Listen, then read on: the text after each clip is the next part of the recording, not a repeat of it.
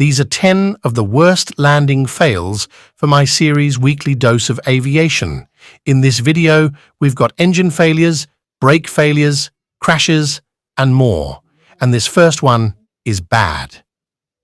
This DHL Boeing 757 broke in half after sliding off the runway during an emergency landing in Costa Rica. The plane was forced to make the landing after its hydraulic system failed, but luckily no one was injured.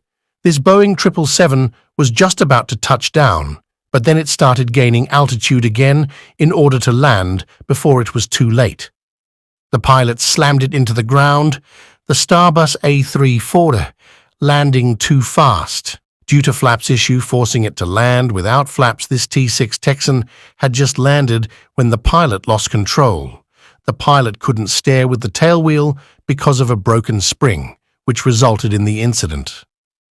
This Boeing 737 was landing in strong winds when the plane became unstable, almost causing a wing strike. This F-15 had a hydraulic failure, causing the brakes to stop working, and the pilot had to land without them. Harley. Traffic hall, we don't have the gaps to wait anything longer to stop the jet. The pilot had to use their wrestler hook and a capture cable on the runway. Operations and all of its wisdom decided to go ahead and take the cable while we got a bunch of jets. Airborne, we're not going to be able to hold much longer. This Cessna 180 suffered a ground loop while landing on our show. Thank you. This Embraer 190 had to make an emergency landing without a snow scare.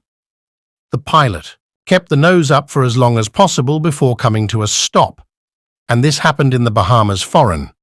This Airbus A330 had an engine failure 1 hour after leaving the airport, forcing it to dump fuel and return for an emergency landing.